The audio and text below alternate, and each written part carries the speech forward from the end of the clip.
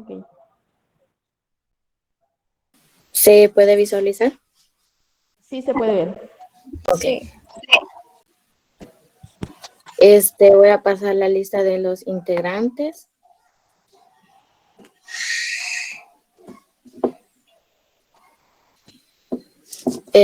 Felipe José Martínez Quintanilla.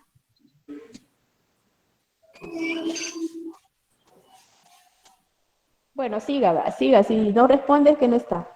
Siga. Ingrid Tatiana Reyes García. Presente.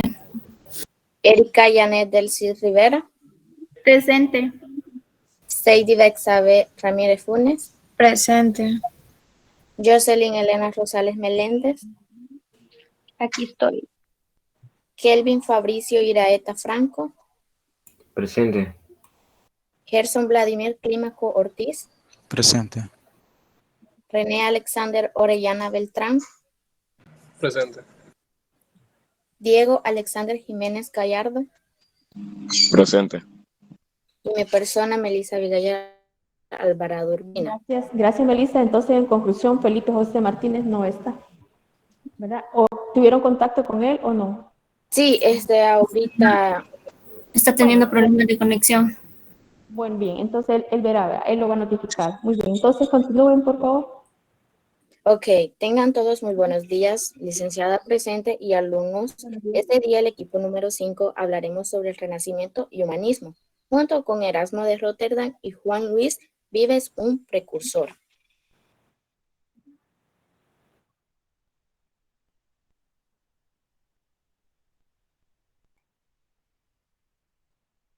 Buenos días, yo les voy a hablar un poco sobre la introducción. Encontraremos aportes de esta importante corriente en lo que es la educación, aportes en la lectura de los clásicos grecolatinos y en disciplinas poéticas. La preocupación por la formación integral del hombre, los artes liberales y ciencias, sus principales representantes son Erasmo de Rotterdam y Tomás Moro y Nicolás Copérnico. Dentro de esta importante investigación, recalcaremos cuál ha sido la importancia y el impacto del humanismo y sus desafíos actuales, así como la vida de los grandes representantes de esta corriente, Erasmo de Rotterdam y Luis Vives, sus importantes aportes, obras, ideas y principales y su importancia ante estos movimientos y vida actual que encaminaremos.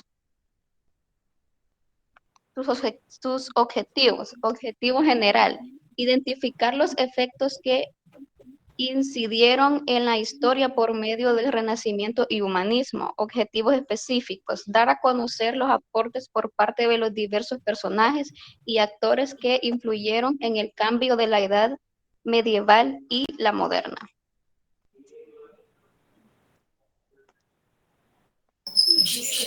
Buenos días, yo voy a continuar con lo que es la exposición.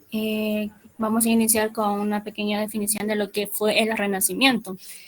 El Renacimiento se va a entender como un fenómeno cultural o un movimiento cultural artístico que va a retomar lo que son los principios o valores de la antigüedad clásica.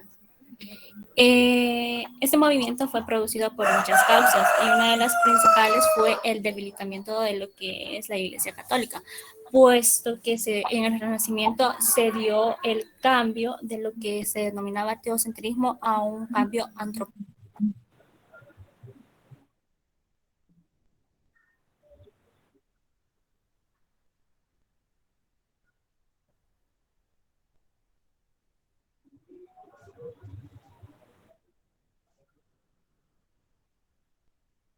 Hola, ¿no se escucha? Si alguien lo puede retomar de otro grupo. Sí, yo continuaré. Podemos mencionar, ¿verdad?, que este movimiento producido por muchas causas como el debilitamiento de la Iglesia Católica en Europa. Sin embargo, la causa más importante de este renacimiento fue la difusión de las ideas del humanismo, ¿verdad?, de la época.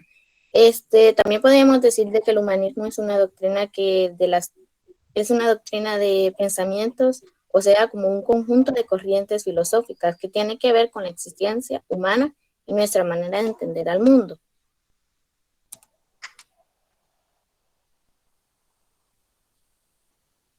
No sé si todavía estará la compañera Ingrid. Creo que tiene fallos. Ok, entonces seguiré yo con las características del Renacimiento. Las características del Renacimiento dice que se trató de un cambio radical de paradigmas en las artes y las ciencias. Bruto cambio en su vez mayor de la manera europea de pensar. Segundo, tradicionalmente se ubica en los siglos XV y siglo XIV, sus temas predominantes provienen de la mitología griega, aunque también presencia, ¿verdad?, de motivos bíblicos y cristianos. El éxito artístico del Renacimiento se vio a una buena medida al mecenazgo. Las clases y adineradas patrocinaron a los artistas insurgentes, perdón. También exhibieron sus obras como muestra de refinamiento, ¿verdad? Y un buen gusto, por lo que no eran pocos los encargados que se hacían a los artistas. Hubo también bastantes avances en la incorporación de la matemática al pensamiento científico, lo cual se tradujo, ¿verdad?, en adelantos notables en las ciencias naturales. Se destacó, ¿verdad?, en la época renacentista, lo que es la figura del polímata, cuyo mejor ejemplo es el Leonardo da Vinci. Esta persona fue interesada y proficiente tanto en las artes como en la ciencia, y que cultiva, ¿verdad?, un fervor intenso como el conocimiento de cualquier tipo. No sé si ya retomó la señal. Sí, ya la retomé, perdón. Continuando con lo que es la arquitectura del arte renacentista, vamos a dar un hincapié sobre qué fue el arte renacentista. El arte renacentista prácticamente estuvo dividido en lo que son 3 etapas, de acuerdo a la elaboración de esto conforme el paso del tiempo. En lo que es el arte renacentista, prácticamente una de las principales características fue la perfección de las formas del cuerpo humano, como la compañera mencionaba. En lo que es el Renacimiento se dio la introducción de varias ciencias. Una de ellas fue la anatomía y también la matemática. ¿Por qué razón? Porque con estas se buscaba lo que es un cálculo certero para la elaboración de estas artes. Ahora bien, las etapas del arte renacentista son el 300, el 400 y el 500. Dando un pequeño hincapié de el 300 fue una expresión italiana que se originó en el siglo XIV, y durante este periodo del 300 pues se dio la individualización de los personajes. ¿Por qué razón? Se buscaba lo que era una expresión de los rasgos emocionales. Prácticamente los renacentistas se iban a concentrar en lo que es esto para una mayor perfección en las artes. Se prestan lo que es la mayor atención a la anatomía, lo que mencionábamos, para una mayor perfección en las artes o en las esculturas que se iban a elaborar a futuro. Y en lo que es el 300, pues prácticamente también se dan las 2 grandes escuelas mencionadas, que estas escuelas son la sienesa, que va a agrupar a un conjunto de pintores, y pues prácticamente se iba a concentrar en hacer figuras delicadas con fondos de oro. Y la segunda escuela es la florentina, siempre centrada en lo que es la pintura italiana, y pues con una de las principales características que iba a tomar esta es hacer pintura gótica, con un estilo de mural o mosaico. Siguiendo con la siguiente etapa se da el 400. El 400 ya prácticamente se va a encontrar en el auge del siglo XV. Se concentra más que todo en una escultura en forma de bultos o formas redondas. La principal característica de lo que es el arte renacentista concentrado en el 400, pues se da la apariencia visual de estas. Se va a perfeccionar en lo que es la geometría espacial y va a tomar lo que son las formas del clásico greco-romano. El 500 pues ya corresponde al siglo XVI, y más que todo alcanza su mayor expresión, su mayor auge con la obra extraordinaria denominada la Capilla Sixtina. Ahora sí, siguiendo con lo que es la arquitectura del Renacimiento y la ciencia, se dice que fue un movimiento bastante importante dentro de él y toma su origen en Italia a finales del siglo XV, donde la arquitectura y la ciencia pues se fusionaron de manera perfecta. Dentro de la arquitectura también podemos encontrar que se clasifica de acuerdo a la fase por la que esta fue transitando con el paso del tiempo. Se encuentra el periodo plateresco, una de sus fases que abarca lo que es el siglo XV y los primeros años del siglo XVI. Aquí va a tomar lo que es el estilo de la península itálica con un estilo gótico. Y pues prácticamente su nombre plateresco se deriva de acuerdo a la semejanza de patrones decorativos que este iba a tomar con trabajos de plata o platería. Y la otra fase que se encuentra dentro de la arquitectura del arte renacentista es el periodo grecorromano o denominado también periodo purista.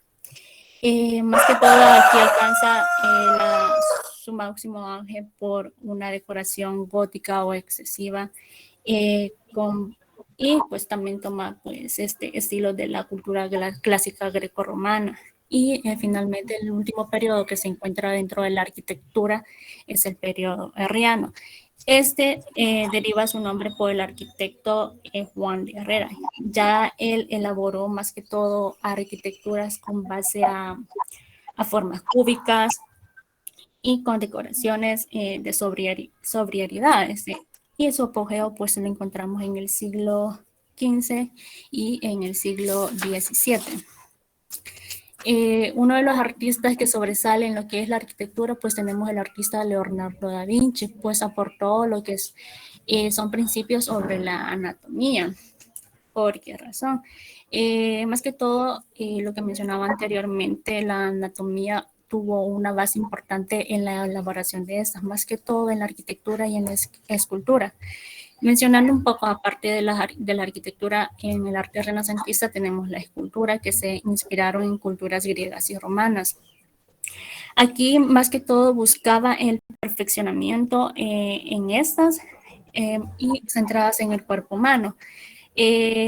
Los artistas renacentistas, más que todo, ya adquirían un conocimiento sobre la anatomía, la física y las matemáticas.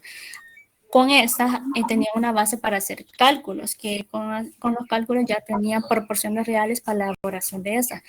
Las esculturas eran elaboradas más que todos en mármol y bronce.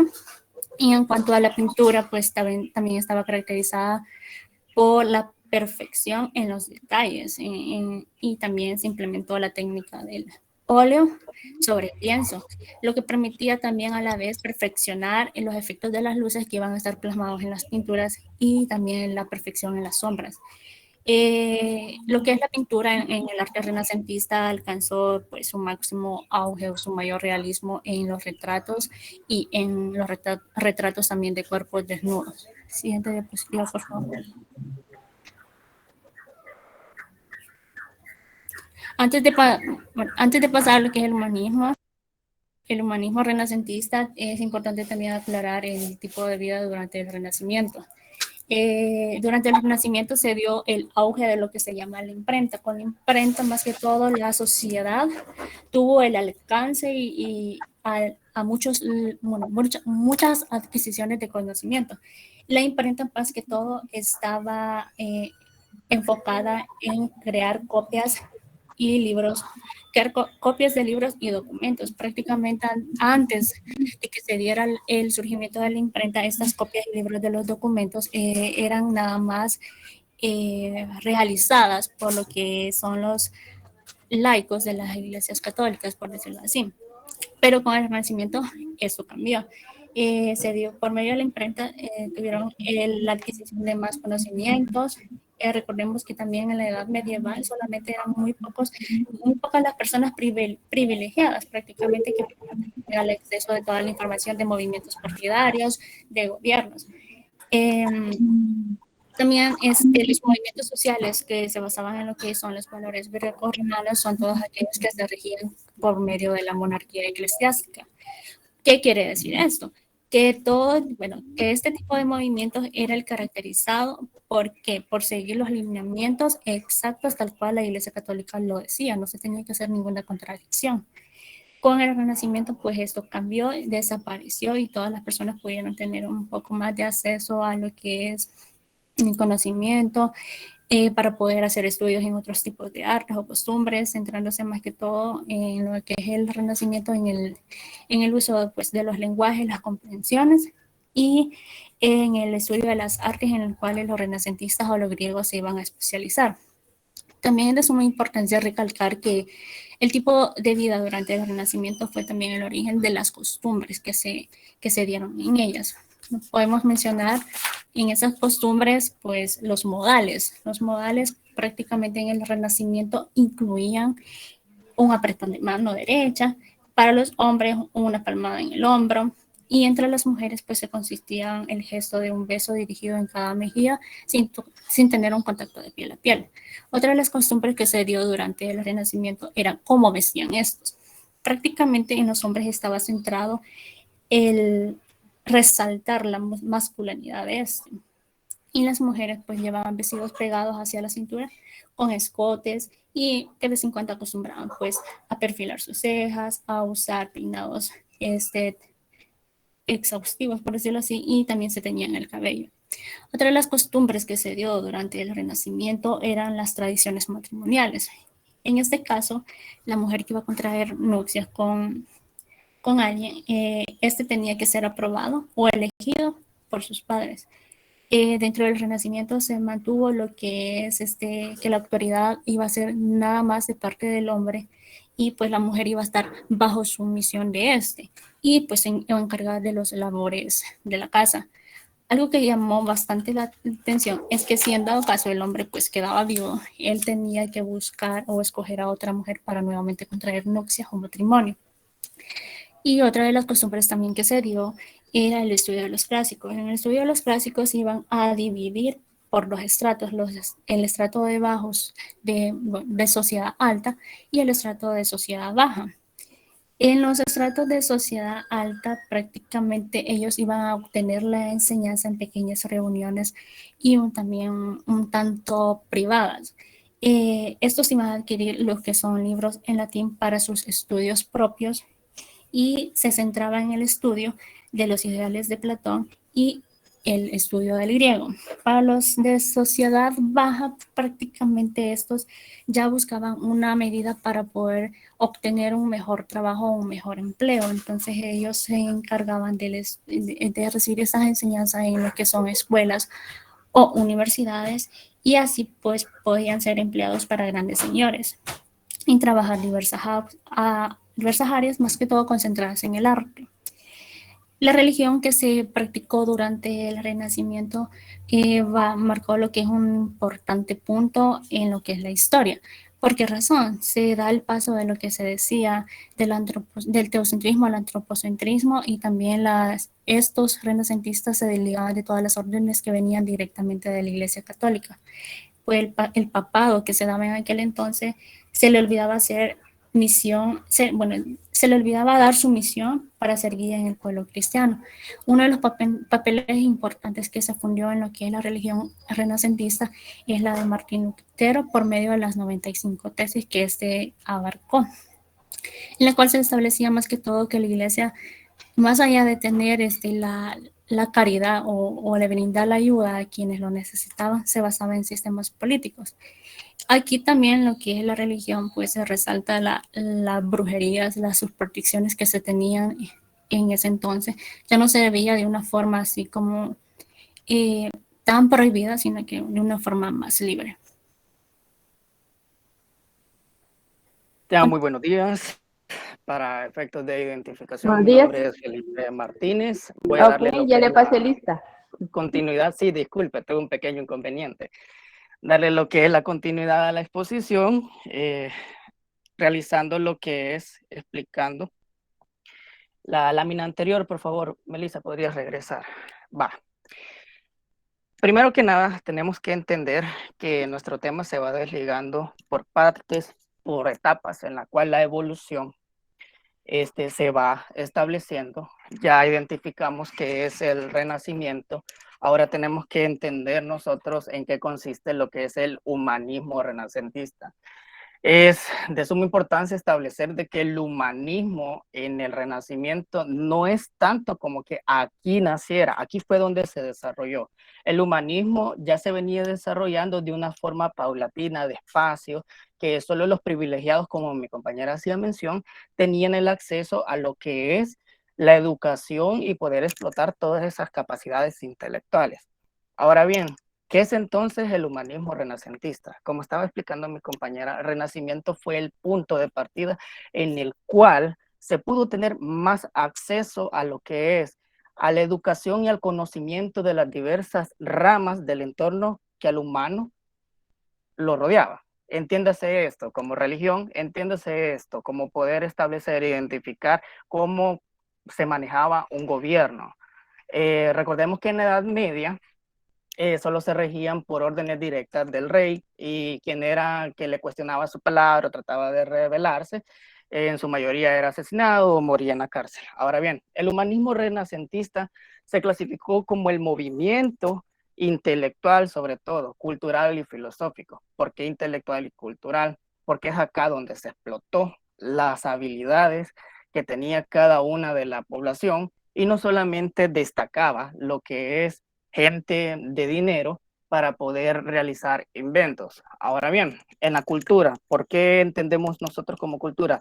Hacer un cambio social de un colectivo en el cual está bajo las órdenes de un sistema en el cual establece que se debe de realizar las cosas como ellos lo dicen, a poderle poner a alguien lo que son los medios y las formas para que puedan entender, es muy importante ese cambio, porque si no fuera por esto, en nuestra actualidad nosotros no pudiéramos tener lo que es acceso a la información, inclusive no nos estuviéramos formando en este momento por medio de las clases. Siguiente lámina, por favor.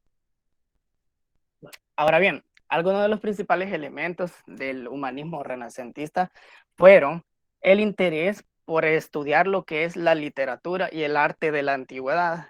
Fíjense de que más bien este principal elemento se me hace bastante curioso, porque esto es lo que es el origen de lo que nosotros ahora conocemos como la sociología, lo que se encarga del estudio, ¿verdad?, de nuestra sociedad, ya sea en tiempo presente, en tiempo pasado, la comprensión por medio de los saltos sociales, las culturas, las costumbres y cada uno de los factores que incidían en esos tiempos, tiene por finalidad entender y poder clasificar, establecer y crear teorías para un mejor desarrollo de nuestra sociedad, solo que acá se enfocó en lo que es la literatura y el arte, dando la creación de nuevas técnicas y nuevas formas de poder desarrollar estas. El interés por el uso elocuente del latín y la filología. Vaya, el estudio de los idiomas viene desde tiempo de antaño, solo que acá es importante establecer que el latín se le hizo el estudio porque la mayoría de documentos, la mayoría de información que tenía acceso estaba en idioma latín. Por ende, para que la sociedad pudiera tener un mejor entendimiento, se llegó lo que es la creación de los intérpretes, la creación de todas estas personas de que podían darle a lo que es las personas encargadas de las imprentas para que pudieran hacerle llegar a la sociedad de forma colectiva este tipo de material. Entonces, ¿qué es la filología? Este término en realidad es bastante curioso, porque se tiene entendido que es la ciencia que tiene por objetivo el conocimiento de las civilizaciones del pasado. Es acá donde tenemos la relación con el punto número 1, el interés por estudiar lo que es que proveniente de la antigüedad. Ahora bien, la creencia en la importancia y el poder de la educación para crear ciudadanos responsables.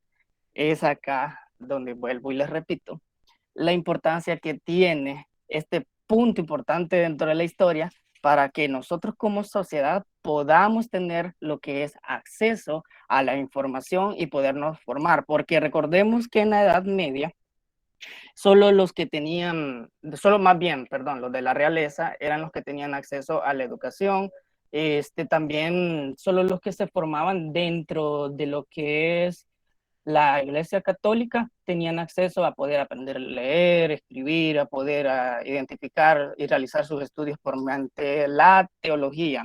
Siguiente lámina, por favor. Ahora bien, entonces, ¿qué es el humanismo?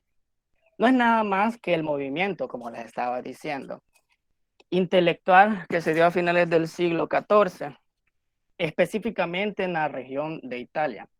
Vaya, más adelante les voy a explicar cómo es que se fue clasificando.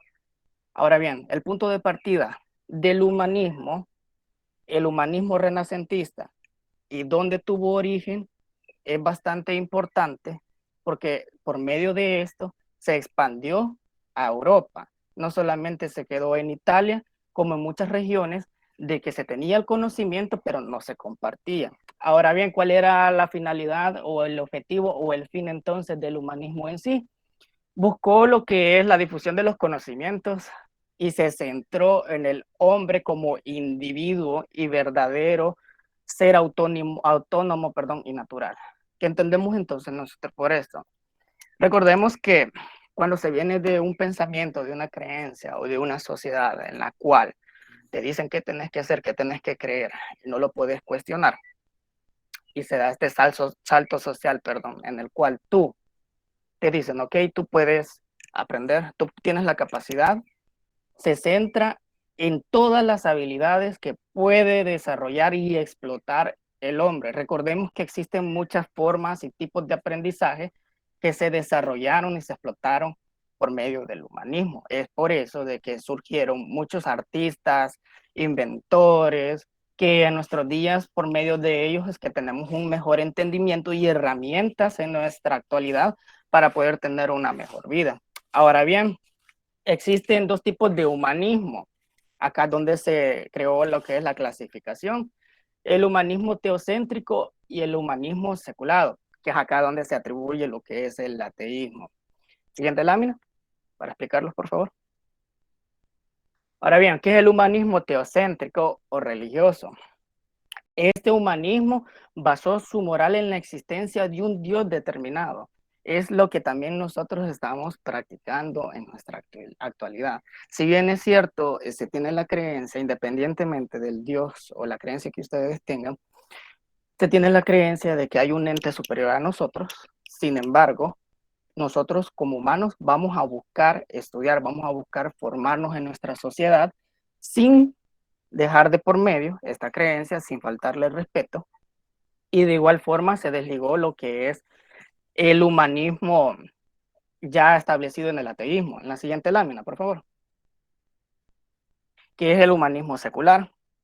Acá fue bastante caótico, más bien, es la palabra correcta. Fue bastante caótico cuando surgió este humanismo secular, porque como mencionaba la compañera, la religión predominaba la religión católica, se hacía lo que ellos decían, luego salió Martín Lutero con sus 95 tesis, realizando lo que son las propuestas, atacando la forma en la cual la iglesia llevaba lo que es la vida, apuntando de que más allá de tener una concentración y una ayuda específicamente a la sociedad, lo hacía de ente político y sacarle beneficio.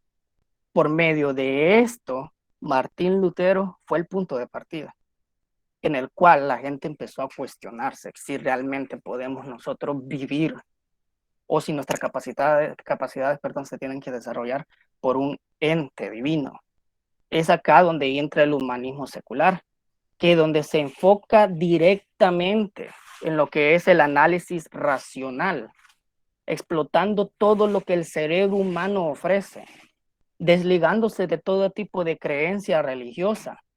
Claro, por medio de este humanismo secular es que se dio también el problema de que cuando mucha gente se pronunció como ateo, antes en la Edad Media, el solo decir la idea de contradecir a lo que la iglesia establecía, te mataban. Acá el problema fue que cuando se empezó a dar por medio de Martín Lutero lo que es contradecir a la iglesia, se creó lo que es este movimiento y se fue sumando más y más y más personas, que por medio de esto también surgieron lo que es muchos científicos, muchos inventores.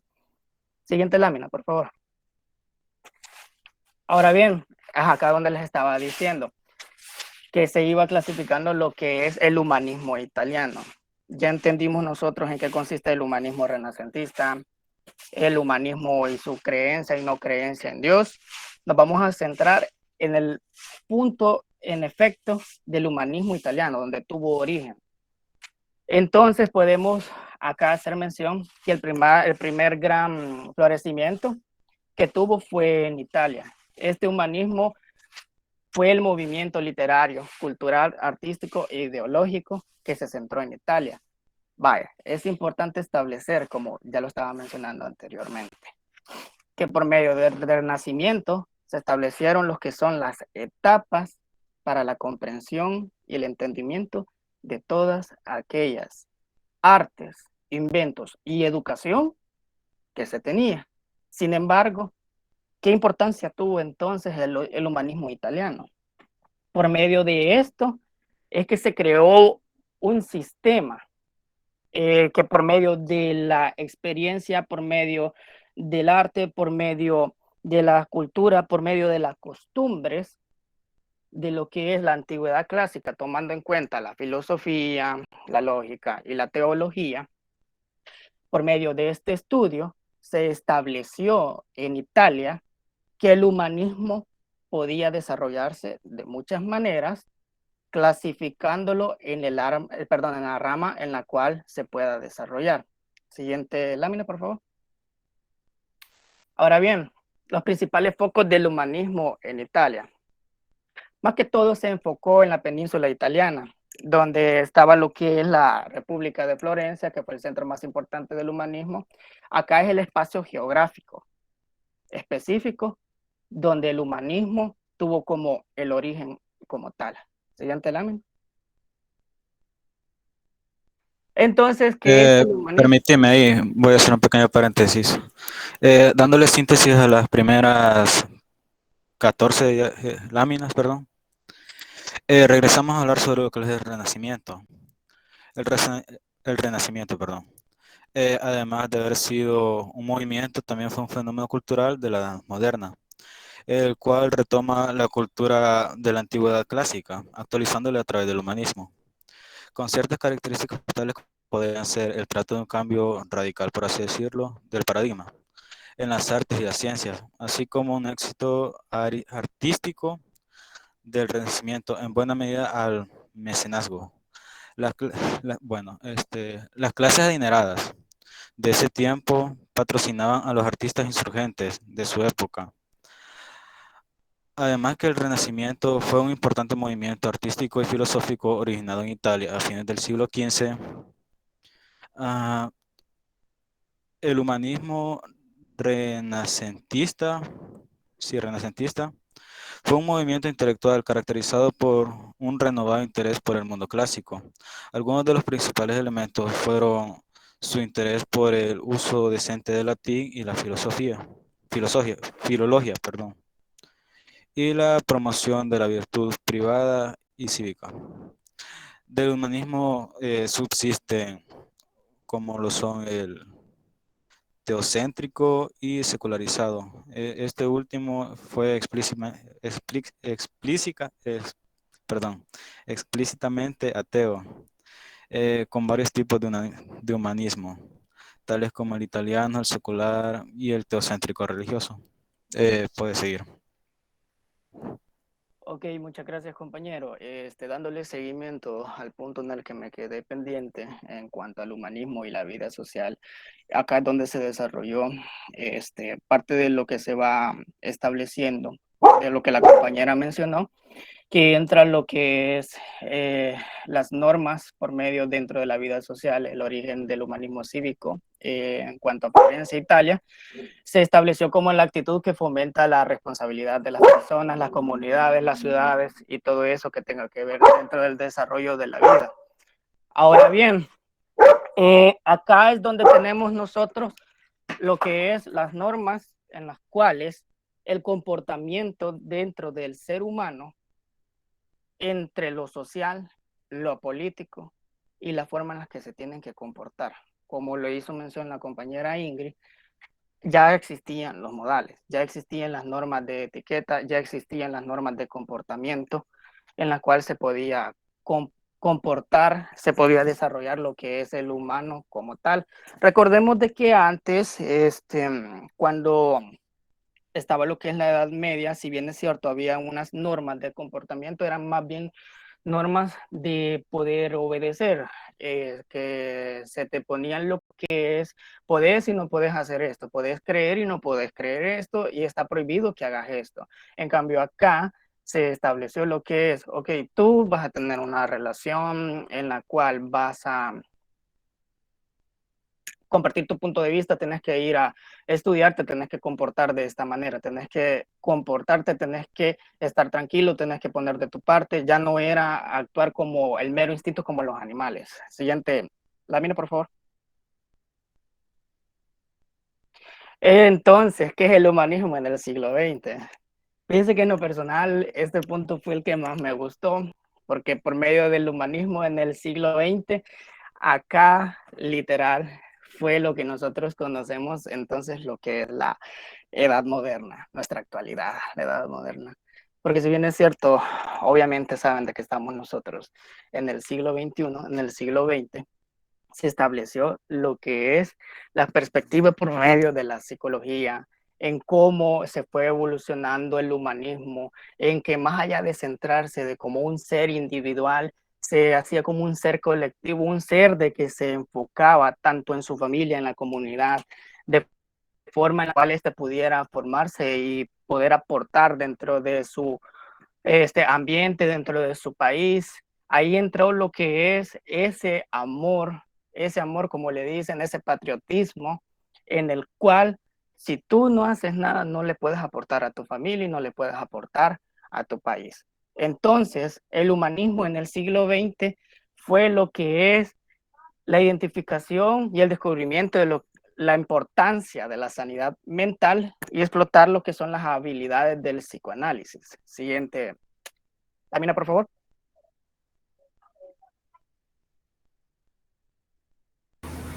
Continuando con las escuelas humanísticas y las academias, cabe recalcar, así como se mencionaba anteriormente, durante el renacentismo y el humanismo se dieron lo que son las sociedades altas y bajas. Eran muy pocos los humanistas, bueno, más bien que tenían el privilegio de acceder a la enseñanza o a la educación. Pero la mayoría de los humanistas pues tenían dificultades para introducir a sus generaciones en lo que es la enseñanza. A raíz de esto, pues con el surgimiento de la situación político-social, es decir, de la adquisición o el del privilegio de acceder a toda información para pues el crecimiento en lo que es la educación, se dieron lo que son las academias, prácticamente en el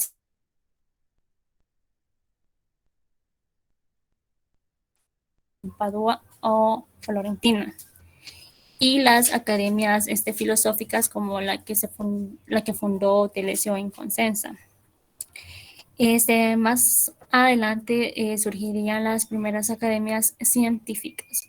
Estas academias pues eran representadas por la laicización de la alta cultura. ¿Qué quiere decir esto? En donde los profesores eran los laicos, los frailes, perdón. Y algo bastante certero para decir aquí es que los humanistas pues prácticamente elaboraban lo que son programas de educación basados principalmente en lo que era la lectura.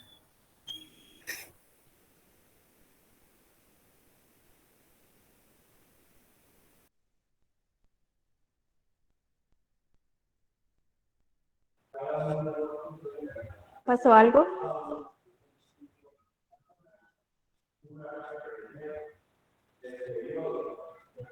Hola, hola, el grupo. Creo que la compañera tiene problemas con la... Vaya, Entonces, voy a seguir yo. sí, porque el tiempo se le está volviendo.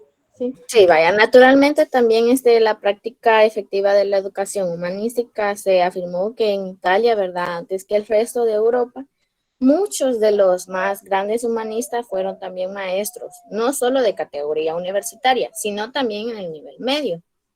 Cada academia, ¿verdad?, se proponía promover un determinado tipo de estudio. Se trataba de materias no cultivadas en el campo universitario, o también a las que se quería dar forma a una nueva y diversa de escolástica, que aún predomina, ¿verdad?, en las universidades.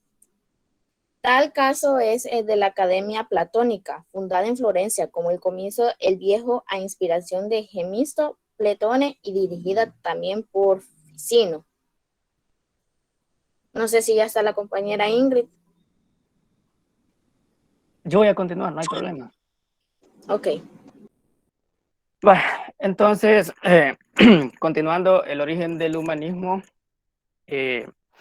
tiene como data el siglo XIV y el siglo XVI, lo que surgió de la mano también lo que es el Renacimiento, iniciándose primero en Italia, extendiéndose posteriormente en Europa. Bueno, prácticamente esto ya lo expliqué, pero para que quede claro, según la investigación, nosotros como grupo establecimos, identificamos que si bien es cierto, el humanismo acá se desarrolló, acá explotó, acá tuvo el mayor auge, no significa que acá naciera, porque si bien es cierto, en la Edad Media se practicaba, solo que de forma leve, solo para los privilegiados. Siguiente lámina, es importante establecer esa característica. Las características entonces del humanismo, ¿en qué se basan? ¿En qué consistían? Primeramente, en la sustitución del teocentrismo por el antropocentrismo, perdón, que básicamente en pocas palabras es dejando de lado todo lo que establece la creencia de la Iglesia Católica, regiéndose bajo lo que establece un Dios, enfocándose en el ser humano como tal, en el ser en el cual puede explotar todas sus capacidades y desarrollo. Las obras y los autores clásicos vuelven a tener una gran importancia. Aquí surgió un punto que más que todo afectó, que en la Edad Media se censuraba y solamente se difundía todos aquellos autores que tenían la aprobación de la Iglesia Católica y muchos no pudieron compartir su arte. Se desarrollaron las ciencias y el área del conocimiento como la filosofía, la historia y la literatura, porque se difundió de forma colectiva a la sociedad y sobre todo iniciando en Europa, se fue expandiendo, perdón, se iniciando en Italia, se fue expandiendo a Europa. Rompe la Edad Media y sus principios y valores predominantes en esta línea, dándole el inicio a la Edad Moderna, como les había explicado, lo que es en el siglo XX, la importancia que tuvo y que gracias a eso nosotros ahora nos estamos formando y estamos aprendiendo cada día. Siguiente lámina, por favor. Entonces, ¿cuál fue la importancia y el impacto del humanismo ante los desafíos actuales? Por medio del humanismo se creó lo que es el camino social, creó las normas que por medio de estas se llevó la pacificación, el desarrollo y el crecimiento, es también la potenciación del conocimiento de todos los sectores de la vida. También que por medio de esto se estableció qué es la corriente de pensamiento que reveló contra lo clásico y el pensamiento que era oprimido mediante lo que la Iglesia Católica estableció. Siguiente lámina, por favor. La biografía de Erasmo de Rotterdam. Aquí Voy. va, dale. Sí, disculpa del caso. La biografía de Erasmo de Rotterdam. Su nombre completo fue Desiderio Erasmo de Rotterdam.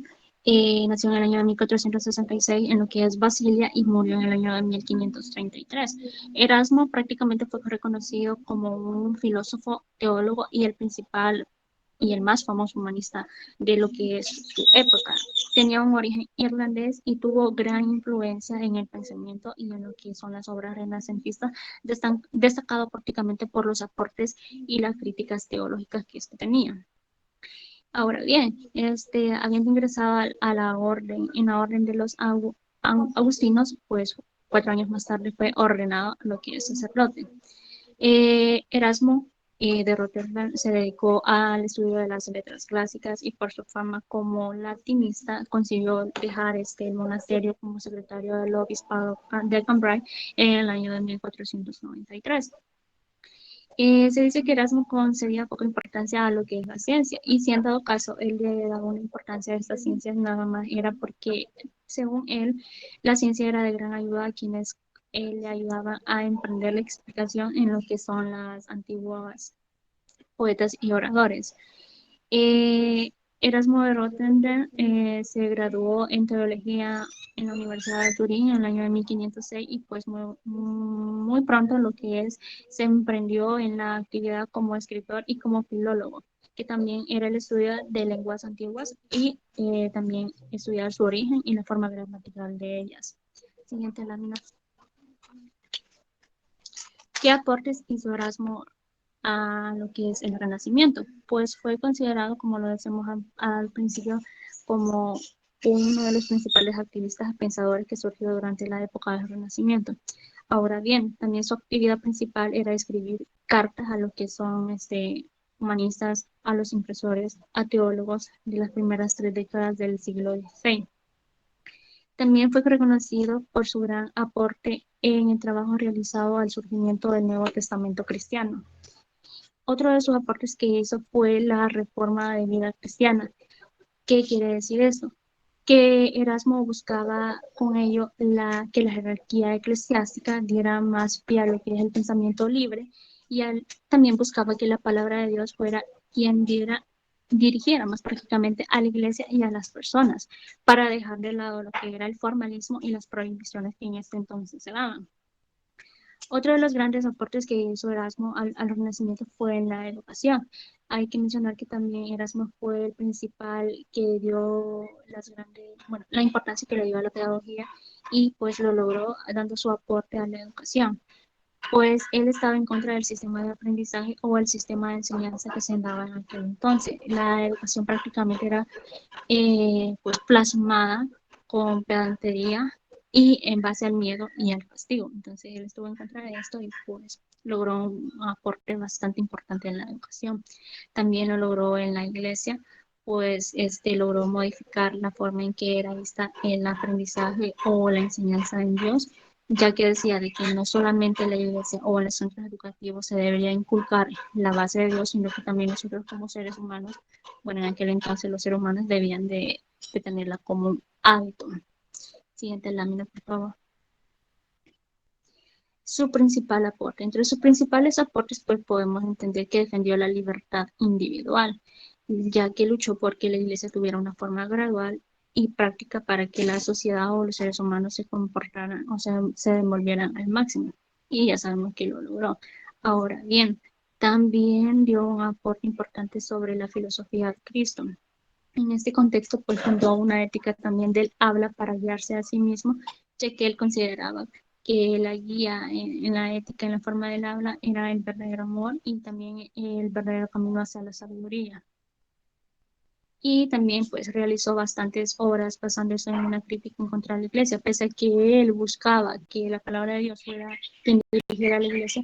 También hubo aportes en contra de la iglesia, ya que siempre la consideró de manera inmoral. Siguiente lámina.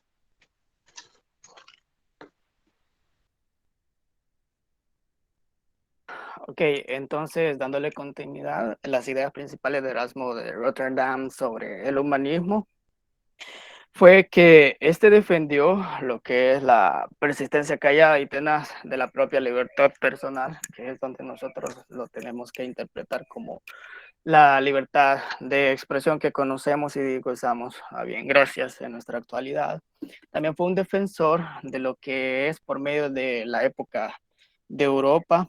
Por medio de él es que en los siglos pasados oscuros se identificó todas aquellas prácticas, todas aquellas formas, todas aquellas costumbres en las cuales era afectado tanto el interés o el saber del conocimiento de forma en general de parte de la sociedad y la comunidad. Siguiente lámina, por favor. Las principales ideas que Erasmo deseó difundir fueron las siguientes: la renovación de la iglesia, adaptándose a un sistema en el cual más allá de involucrarse o políticos fuera de forma imparcial la educación cristiana, la tolerancia y el pacifismo, el poder tener lo que es una norma de comportamiento, la unidad de la cultura europea, haciéndolo absolutamente por medio del continente, la práctica de lo que es el aporte de Erasmo. Siguiente lámina, por favor. Ahora bien, haciendo una pequeña mención de la biografía de Juan Luis Vives, aquí no me voy a extender mucho. Básicamente fue que determinó por medio de la enseñanza que tuvo en la universidad, las luchas que tuvo por parte de los teólogos, los conservadores contra los humanistas, ese movimiento, esa lucha entre los teólogos y los humanistas, algo de que inclusive en nuestra actualidad todavía se sigue dando, lo que es el debate de las creencias por parte del racionamiento, por parte de que porque si alguien no cree o no profesa una religión y es de una religión distinta, creen que están en un error y ya lo tachan como alguien malo, es algo de que considero que con el pasar del tiempo se tiene que ir quitando, ¿verdad?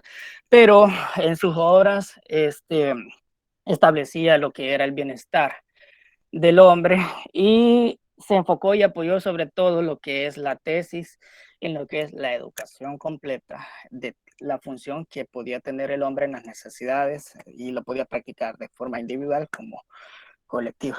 Siguiente lámina, por favor. Ahora bien, sus aportaciones humanistas en la historia no le interesaba tanto, la verdad, definir o examinar lo que es la naturaleza. Sus manifestaciones se basaron más que todo en los problemas psicológicos y el descubrimiento del valor de la introspección, en el cual los hombres y las mujeres estaban comenzando a desarrollar. Siguiente lámina, por favor. Bien, ¿qué hizo Juan Luis Vive en el Renacimiento y sobre el Renacimiento?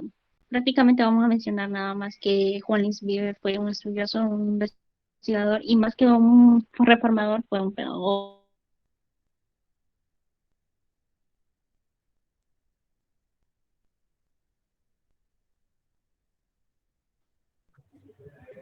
Que tiene problemas y solo les quedan unos cuantos minutos para concluir. Entonces, si por favor alguien puede apoyar Pues se encontró con muy rápidamente. que el dogmatismo, pues que no aceptaba ninguna crítica sobre la información que estuvieran estableciendo. También cabe mencionar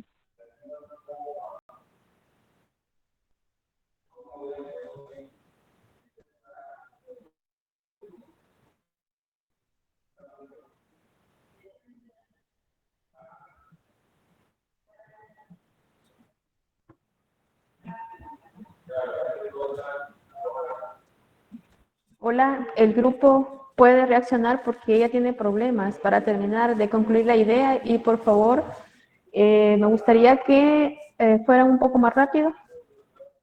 también estudió Sí, y licenciada, enseñó en lo que son centros de universidad. Ingrid, Sí, Ingrid tiene cuando- problemas. Ingrid tiene problemas, se queda sin audio. Entonces me gustaría que fuera más puntual por el tiempo. Sí, mejor vamos a pasar mejor a las preguntas y respuestas, licenciada. Solamente quisiera que presentaran cuál es el aporte que hizo Juan Luis Vives, en la parte educativa.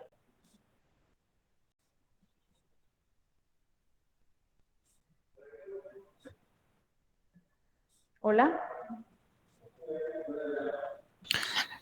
Antes de eso me gustaría hacer otro pequeño paréntesis dando una segunda parte de la síntesis sobre el resto de las láminas de la diapositiva. Sí, No sé pero si me me gustaría que, sí, pero debe ser con lo que aporta Juan Luis Vives, por el tiempo. Perfecto. Muy bien. Bueno, perdón, básicamente el aporte en pocas palabras que hizo Juan Luis Vives es de que le afectaba lo que es, que en la Edad Media se criticaba lo que es la inteligencia, se discriminaba, se hacía de menos a las personas, entonces él lo que hizo por medio del dogmatismo es de que estableció por medio de forma igualitaria que todos podemos desarrollar nuestras capacidades intelectuales sin importar lo que los demás nos dicen. En pocas palabras, por aras del tiempo. Muy bien.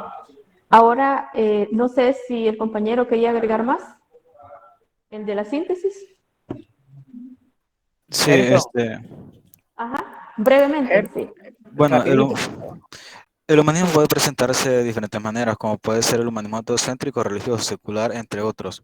Pero les hablaré un poco sobre el humanismo en general. Resumiendo un poco, el humanismo fue un movimiento intelectual en la región italiana que buscó la difusión en los conocimientos para hacer el hombre un individuo verdaderamente humano. Fue como una escuela de pensamientos que se originó en el periodo renacencista. También se dice que fue un término polisémico sujeto a diversas formas de interpretación y realización porque fue necesario potenciar el conocimiento en todos los sectores de la vida. Además, promovió reformas educativas para que el conocimiento sea más accesible y dio validez a los estudios humanísticos, contribuyendo al desarrollo de los diferentes tipos de ciencias. Y ya para terminar, solo cabe recalcar que el humanismo y el renacimiento son dos movimientos culturales y estos que dan inicio en una época de florecimiento cultural. Podemos decir que el humanismo habla del conocimiento del hombre, mientras que el renacimiento es un movimiento de renovación cultural. Ahora vamos a pasar a lo que es la parte de las preguntas.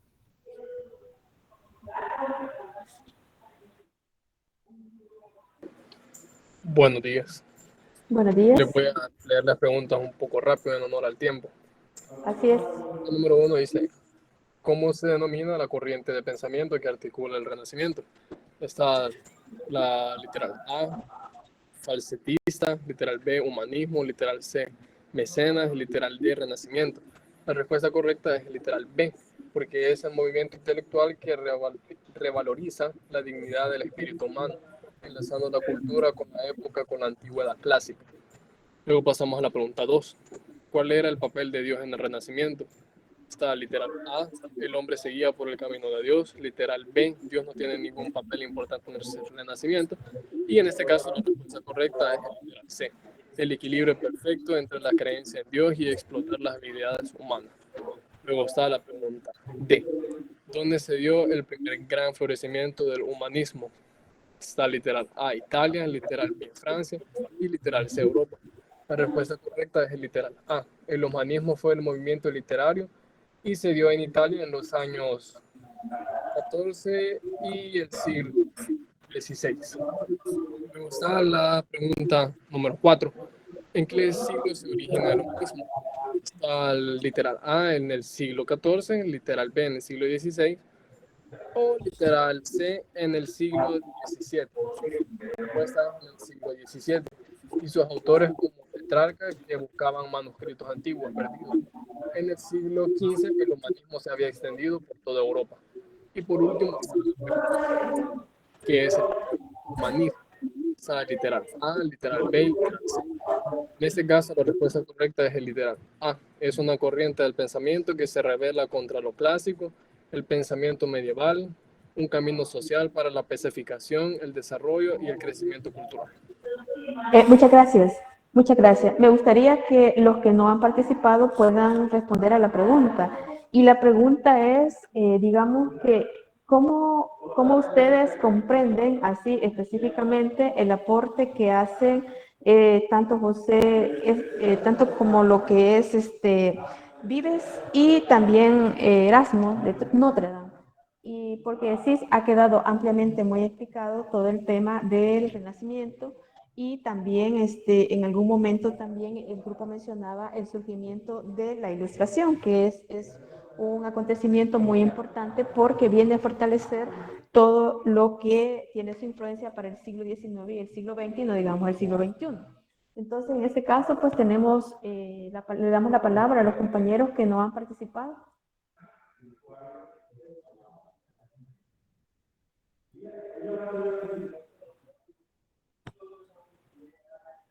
¿No están los compañeros? Cuando pasamos lista, sí están. Yo voy a decir la siguiente pregunta, pero lo voy a decir algo resumido. creo que no queda Pero, tiempo. pero ahorita, Kelvin, las preguntas ya están agotadas. Ahorita están en las preguntas para el grupo. O sea, Kelvin, usted explique cuál es la comprensión que ha tenido sobre la presentación del tema que les ha correspondido. Ya. No, Lo que... permítame, Kelvin y después usted. Kelvin. Sí, sobre el Renacimiento, el fenómeno literario de que inició los fines de estudio en general, sobre todo ante como el que vemos hoy en día.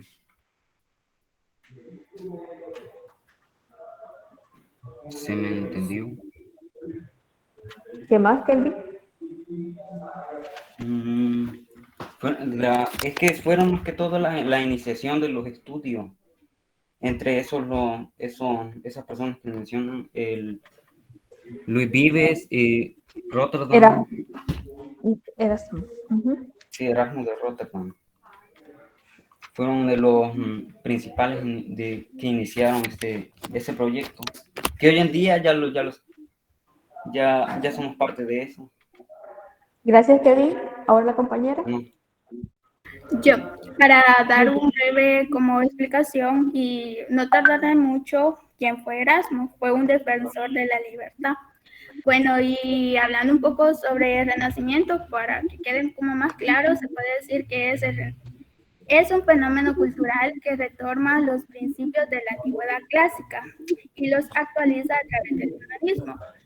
Por ejemplo, se destacan los descubrimientos grandes e innovadores como las rutas marítimas, las conquistas de nuevos continentes, etc. Algo muy importante que este es un movimiento producido por muchas causas, como el debilitamiento de la Iglesia Católica.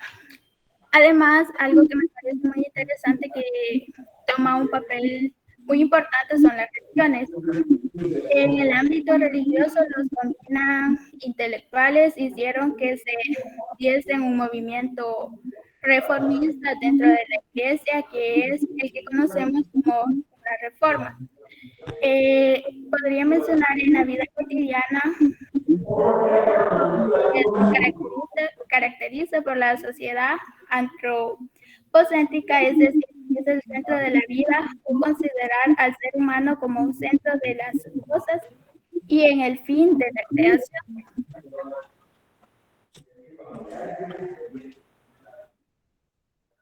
Bueno, muchas gracias al grupo. Quiero decir lo siguiente, ¿verdad? De que digamos que sí es importante que tomemos en cuenta estos acontecimientos porque tienen mucho impacto posteriormente y el grupo lo ha manifestado muy bien, de que, por ejemplo, el humanismo secular, claro, se separa del humanismo teocéntrico. Entonces, esos dos movimientos son importantes porque el poder siempre estaba en la iglesia, pero la iglesia excedió su abuso y además el dominio no solamente religioso, sino que económico, político, cultural, era lo que se le estaba cuestionando. Y el grupo también menciona por qué se separa Martín Lutero. Martín Lutero era un cura y se separa de la iglesia. Pero las razones de separación de Martín Lutero, y ahí nace otra tendencia religiosa, es precisamente que a esos abusos que se estaban dando en esa tendencia no eran como muy buenos, ¿verdad? Y que tenían que cambiar. Y la forma de cambiar era de que tenía que hacerse una posición crítica. Y eso es otra cosa importante. El pensamiento crítico es una tendencia propia de la humanidad, el pensamiento crítico. Nosotros en educación hablamos del pensamiento crítico. El pensamiento crítico es tener esa capacidad como nosotros podemos pensar, podemos opinar, podemos tomar decisiones, podemos entendernos en términos de que no solamente sea una cuestión religiosa, que tengamos que someternos sobre eso. Otra de las cosas importantes es que hace un cambio cualitativo sobre eso es el surgimiento de la psicología. O sea que la psicología también viene a ser una ciencia, una disciplina, porque va a empezar a estudiar a la persona. cómo somos, cómo evolucionamos, cómo pensamos en el ciclo de vida que nosotros tenemos. Y precisamente la siguiente exposición empieza a plantear precisamente ese planteamiento. Entonces, los rasgos educativos que podemos encontrar en estos movimientos se van a caracterizar precisamente en eso. Hoy en día hablamos de la formación humanística. Entonces, la formación humanística precisamente es trabajar la condición humana, no solamente en el término de desarrollar capacidades y habilidades, sino que pensamiento crítico. Pero también hay otras ciencias que dicen, bueno, lo humanístico no es importante, lo técnico sí, ¿verdad? Que sepa manejar, que sepa hacer procedimientos, que tenga formación en dominio de procedimientos, pero hace de un lado la capacidad humana. La capacidad humana siempre tiene que estar presente en toda la formación educativa sobre eso. Y por supuesto, es tanto Luis Vives como Erasmo aportan significativamente en cuál va a ser ese planteamiento. Bueno, muchas gracias al grupo, suben su trabajo en el foro y vamos ahora al siguiente grupo. Muchas gracias, licenciada. Muy bien, Denisa. ¿Me pueden corroborar si se ve, por favor? Ahorita no, Clelia. Y voy a empezar a compartir. Bueno. Ahora sí. Ahora sí, Clelia. Bueno, por el tiempo, ustedes saben que es poco, vamos a dar una media brochada acerca de los siguientes personajes, ya que tenemos Clelia, permítame. Ivania Yasmín Rodríguez. Ivania. Presente, licenciada. Ok. Cecilia Antonia Castro. Presente. Clelia, que está ahí. Alison Lourdes Barrera. Presente. Norelvi Noemí Alberto. Presente. Merlin Lourdes Barrera Maravilla. Presente. Catherine Paola Escobar. Presente. Mariana de Jesús Leiva. Amy Presente. Amy Noemí. Presente. Mario Samuel Acevedo. Presente. Muy bien. Hoy sí, Clelia, tiene la palabra. Entonces, como les decía, vamos a dar unos medios conceptos, ya que es poco el tiempo que tenemos. Nuestros personajes son del tema de Juan Amos Comenio y Jean-Jacques Rousseau. Como primero vamos a ver lo que es a Juan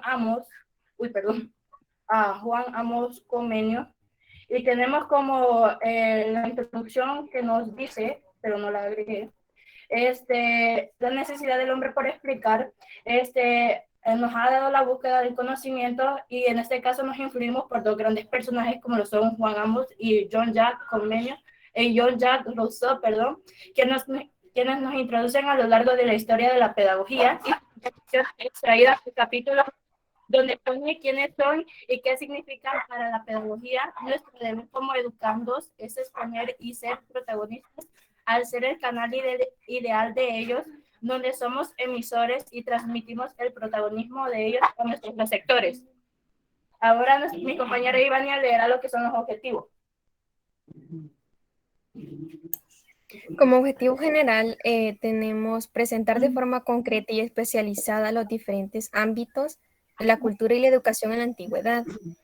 Como objetivos específicos, número 1 tenemos conocer y presentar el enfoque pedagógico filosófico de la educación, planteado por Jean-Jacques Rousseau y Juan Amos Comenio. Como número 2 tenemos orientar a los estudiantes de forma teórica y especializada sobre la filosofía de la educación en la Edad Media. Y como objetivo específico 3 es detallar el proceso de la educación en la antigüedad en base al naturalismo pedagógico de la Edad Media.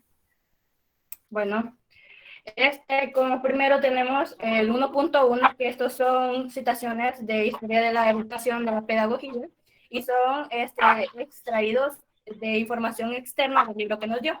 Y nos dice así: el más grande educador y pedagogo del siglo XVII y uno de los más grandes de la historia.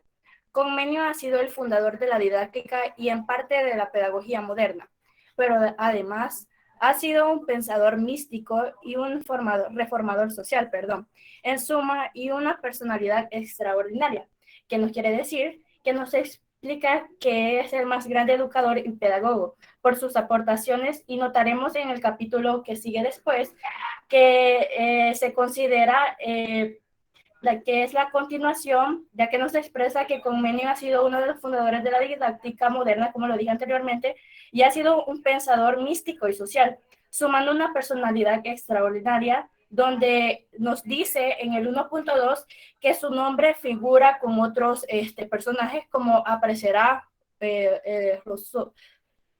Entonces, va el 1.2, que es una breve biografía de Juan Amos Comenius. Lo más usual o importante es que Juan Amos Comenius nació en Irbis, Moravia, en 1952, en una familia perteneciente a la comunidad religiosa evangélica, de los hermanos moravos. Huérfano y muy pronto de padres, su educación quedó abandonada hasta los 16 años, en que pudo asistir a la escuela de latín Pererois. En 1611 ingresó a la Universidad de Herborn y en 1613 pasó a la de Heidelberg. Entonces, aquí nos menciona dos importantes acontecimientos que tendrán que ver en el siguiente capítulo, ya que en el siguiente capítulo, fue como les puedo decir, un capítulo que nos ayuda a abrir el siguiente, ya que en el siguiente, que es 55, la formación y el apostolado de Comenius, nos dice que fue discípulo de Aslan en Herborn y admirado de Radcliffe. Y aquí también nos hace ese énfasis donde nos dice, entonces conoció las ideas de Bacon y de Redken, que tanta influencia ejercieron sobre él, y falleció a los 78 años en 1670. La pedagogía de Comenius es una conjunción de ideas religiosas y de ideas realistas. Continúa en cierto modo la corriente religiosa de reforma y espiritista del Renacimiento. La parte religiosa se refiere más a los fines de la educación y realista a los medios. Como lo dije anteriormente, se nos dice que Comenius fue un pensador místico y social, y sumando a su personalidad extraordinaria. ¿Qué nos quiere decir? Que eso fue lo que le ayudó a para salir más a flote y ser como nombrado con otros personajes. Ya como por consiguiente, tengo el punto que les había dicho anteriormente, la formación y el apostolado de Comenius. Nos dice que fue un discípulo, como lo que leí anteriormente en Herborn, admirado de Radken, del más avanzado luteranismo alemán. Absorbió la conciencia de la necesidad de reformar a fondo la enseñanza. No obstante, su actividad de sabio y escritor fue incesante y le ganó una admiración tan viva que perdida la patria tuvo por patria a la Europa no católica. Se lo contendió para realizar diversos lugares y sus obras como reformados de la educación, dispersa y casi destruida en una secta religiosa universal. Aquí se nos expresa que también Comenius escribió una cantidad inmensa de libros y opúsculos y compilios, además de léxicos. También se nos expresa que en una parte de ello, su gran también lanzamiento fue que en parte él, al expresar lo que estaba pasando en la formación de su apostolado, expresaba también la casi interrumpida de catástrofes nacionales e incluso familiares y peregrinacionales, y fugas y desastres, donde nos apunta y nos representa en décimos de trabajo y no obstante a su actividad. Y nos dice también y nos da a recalcar también las escrituras que logró realizar en su tiempo, y como nos dice, escribió una inmensa cantidad, y también nos dice que para que estudiase, efectuase formas escoeclásicas, recibió invitaciones análogas también de Francia e incluso de la Universidad Americana de Harvard. Y también escribe a los 24 años Leibniz como finalidad de un rendido elogio fúnebre anunciado en 1670 en Ámsterdam, junto al refugio de una agitada existencia que lo había llevado a Comenius de un extremo a otro a Europa y Polonia. Luego pasamos al punto número 56, que es Comenius, el ideal pansófico. En nos dice que convenio es un tiempo formal y realista. Quiere promover el desarrollo armonioso del hombre familiarizándose suficiente con el cosmos. Se propone dar orientaciones generales a fin de que nadie mientras esté en el mundo encuentre cosas tan desconocidas que no puede molestarme expresa en un juicio acerca de ellas y utiliza para un cierto fin sin caer daños o errores. Pues obviamente sabemos que las palabras que están entre comillas son palabras icónicas y también son citaciones. Pero además de eso, nos dice que en efecto, por una parte, en el microcosmo emprendió el universo y comprende todas las cosas que por doquier se ve y amplía esparcidamente por el universo, de lo cual resulta que el hombre lleva en sí en potencia conocimiento del universo, o sea, como una lámpara completa de todo, solo lo que se necesita que encienda para resplandecer. También nos dice que el hombre necesita la educación, lo que ciertamente no significa negar la gracia divina, sino más bien afirmar que nos llega a través de la educación, o sea, a través de oportunas experiencias, por lo cual el conocimiento afirma incluso los ángeles y experimenta demostrando el punto, y esto para que el hombre con su enseñanza se convierta, si no en inteligencias y no en bruto.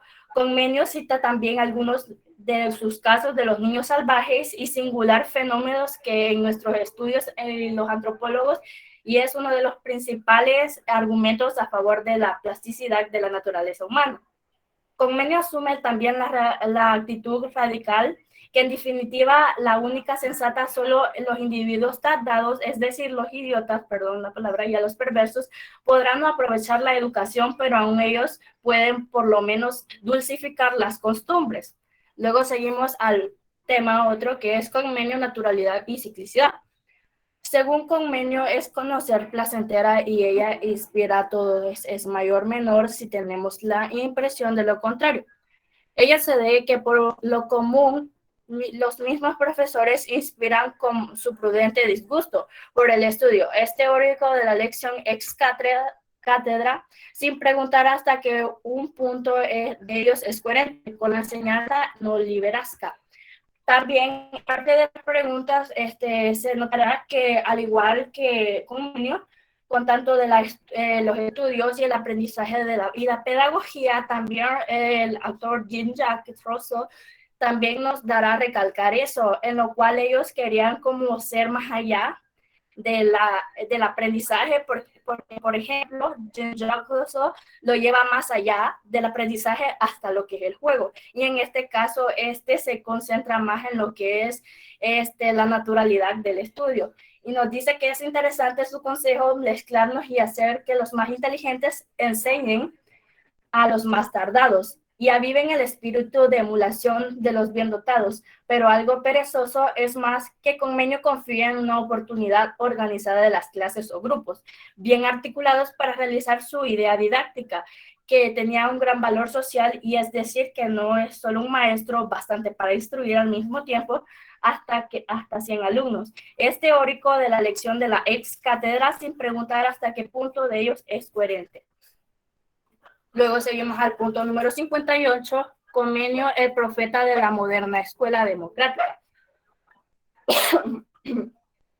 Aquí se nos manifiesta que Comenius, si bien no provee instituciones escolares especiales para los niños de los menores de 6 años que prefieren que sean educados en el seno familiar. Habla, sin embargo, de una escuela de regazo materno o escuela materna, atribuyéndolos a los progenitores de una tarea educativa de gran responsabilidad para facilitar la cual juzga oportuna la aplicación de una guía o informador de la escuela materna. ¿Qué nos quiere decir aquí? Aquí este caso es casi igual a los del kinder. Por si saben, primero creo que no había kinder 4 ni kinder 5 por lo que podría decir, porque yo solo asistí a kinder 6. Pero ahora en la actualidad, si pueden ver, hay pre-kinder, está el kinder 4, el kinder 5 y el kinder 6. Entonces, a eso se refiere de cuando nos dice que tiene que ser una educación de regazo materno, también porque la mamá y la familia a veces influyen mucho en nuestra educación infantil, y ya sea también en los valores que tenemos nosotros por sí. Entonces también nos dice que el nivel secundario se enseña de nuevo todo lo que la escuela materna primaria se había tardado en manera más bien generada y elemental. Solo que ahora la enseñanza deberá ser más bien particular y distinta, en el modo que cada uno de los años del curso tiene una materia fundamental que funciona como centro respecto al conjunto de enseñanzas, casi como el centro del interés, y ordena de la siguiente manera, como la primera, que sería el primer punto, que es la gramática, la ciencia física y naturales, la matemática, la ética, la dialéctica y la retórica. Al mismo tiempo, año con año se trata de la historia de la ciencia que se ha abordado en argumentos conexos. De estas formas, el segundo año estudia la historia de la ciencia y el tercero las invenciones. Y aquí es cuando nos introducimos al personaje de Jean-Jacques Rousseau, con la frase: la naturaleza ha hecho al hombre feliz y bueno, a la sociedad lo deprava y lo hace miserable. Este punto lo estará dando mi compañera Ivania.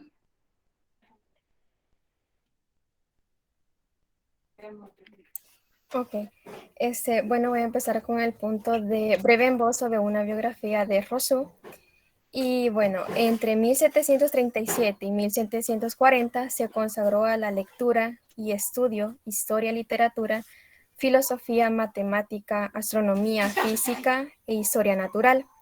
Rousseau fue un dillón sobre el restablecimiento de las ciencias de las artes, contribuyendo al mejoramiento de las ciencias y de las artes, ya que según él corrompía a la sociedad y fomentaba la lujuria.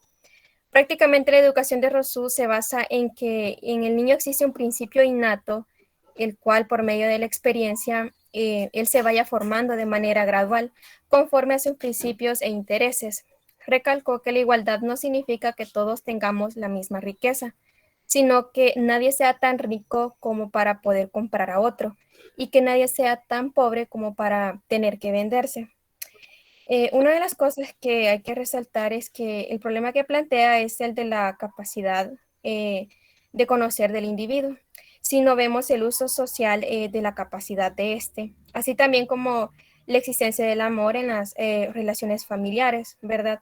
Un sentimiento que según mencionó Rousseau va más allá de la hemífera pasión. Y bueno, la omnífera pasión hace referencia a algo fugaz, a algo de poca vida, algo no duradero, ¿verdad? La siguiente, Clelio.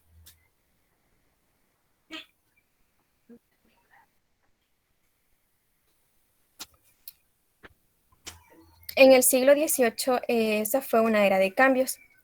La filosofía moderna se inicia con Descartes en el siglo XVIII. Su giro epistemológico inaugura una nueva nociología basada en el cogito, que hace referencia a la forma de pensar de Descartes, el yo pienso de él, ¿verdad? Superando la clásica cuestión de ser, de transita a la novedosa cuestión de conocer. Sobre la razón del sujeto gravita un nuevo tipo de creencia y de pensamiento que se denominará racionalismo. Con la llegada de la Ilustración, el transcurso de la modernidad tomará nuevos derroteros, o sea, nuevas trayectorias y cambios como se está dando en este siglo. Siguiendo la línea cartesiana, los ilustrados proponen que no es el objeto el que determina el conocimiento. A la inversa, el conocimiento es el que determina el objeto. El rigor, la razón, parece como principio individual y personal de verdad. En consecuencia, la razón constituye la vida y el método que legisla el saber y la certeza. Para entender la aportación de Rousseau, es importante, ¿verdad?, e imprescindible ahondar, aunque sea brevemente, la situación o el panorama filosófico de la modernidad. Este cambio acaecido en el escenario filosófico, suponiendo que la certeza del sujeto y no de la verdad misma del objeto, será siempre la base del conocimiento. Recalcando que en esta época se abre lo que es el Renacimiento y la forma protestante, ¿verdad? La siguiente.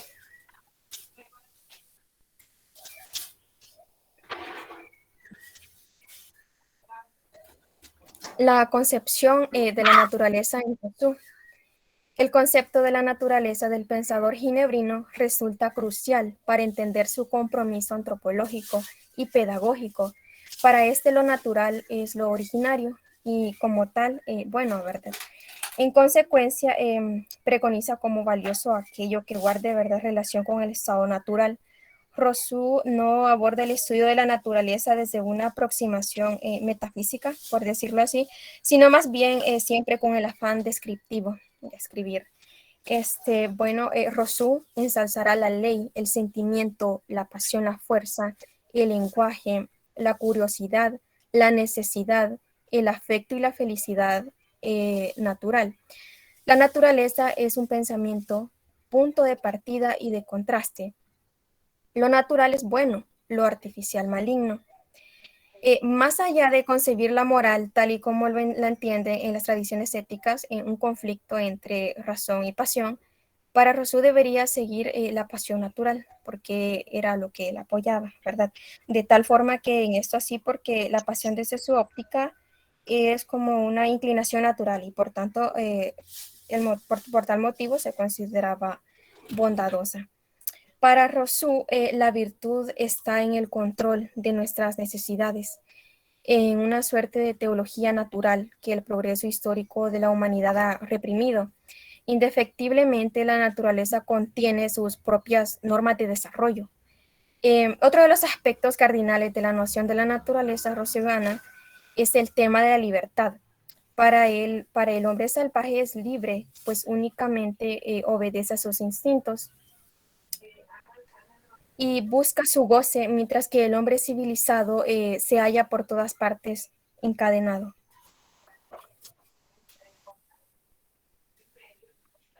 La siguiente, por favor.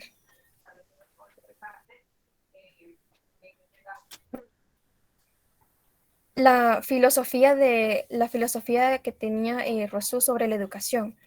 En principio, que resume su propia filosofía de la educación, es el respeto por el orden natural.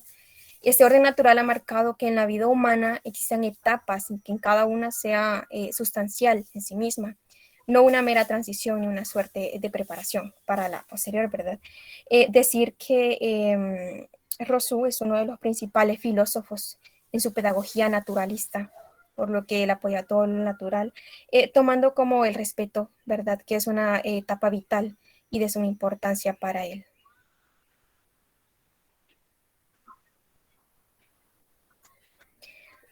Los principios pedagógicos de la acción educativa rousseauiana, afirma Juvinet que la propuesta de Rousseau es una pedagogía de conflicto que surge de la interacción entre los valores sociales establecidos y la búsqueda instituyente de unos nuevos.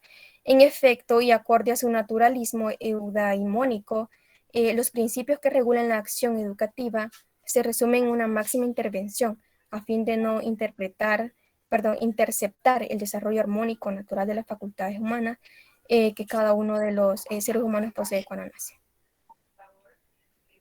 Bueno, por consiguiente, vuelvo yo de nuevo con el punto 5.1 que les había mencionado anteriormente, donde Rousseau nos muestra la práctica de aprendamos de la experiencia, solo de aprendizaje, hay aprendizaje y también el aprendizaje requiere un juego de la dirección. En mi caso, estos los dos los puse juntos porque creo que van muy de la mano. Y nos expresa que en el capítulo 5.1 y 5.2 es nomás hacer una situación de apertura de aprendizaje, dándonos a este caso que nos expresa esta manera con la citación que dice: a lo largo de su obra, el autor insiste que nada sirve transmitir desde afuera, que el auténtico y real aprendizaje proviene de la experiencia directa y la única intervención educativa que debe hacerse es aquella que propicie el ejercicio de las educaciones tradicionales por las que muestra animadversión y se ha obsesionado en el perfeccionamiento de la inteligencia en consonancia a lo dicho, ¿verdad?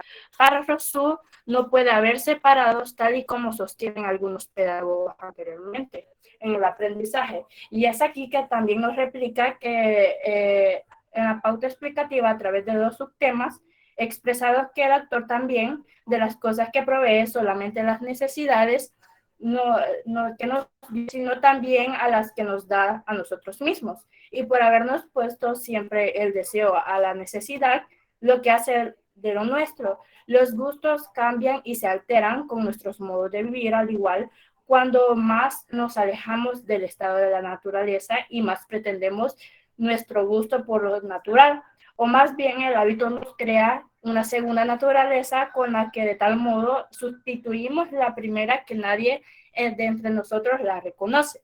Luego en el punto 5.2 nos dice el aprendizaje requiere el juego y la diversión. Y iniciamos con la citación que nos dice, también en esta misma dirección define el aprendizaje a través del juego y la diversión, respetando los movimientos que la naturaleza exige dentro de la insistencia por el fomento de la misma. Anatomía y postula que en cuanto la mayor naturalidad haya en la educación, pero también nos dice, y es aquí lo que yo dije anteriormente, de que el autor de las cosas que no provee solamente la necesidad que nos dio, sino también lo que damos nosotros mismos.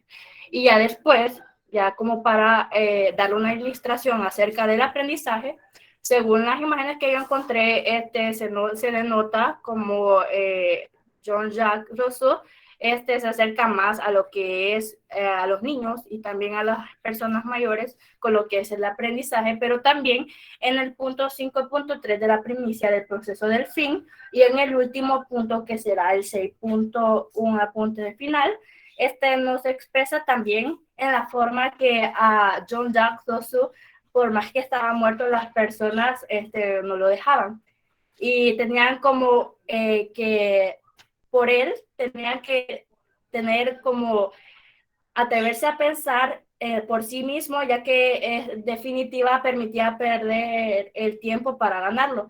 Y también, sea por la propuesta optimista de la Rousseauiana, volvamos a creer en la potencia de la educación, es lo que decía y que también Rousseau proponía y que nos anuncia a lo largo de sus escritos. Entonces, pasamos con lo que es el tema 5.3, que es la primicia del proceso sobre el fin.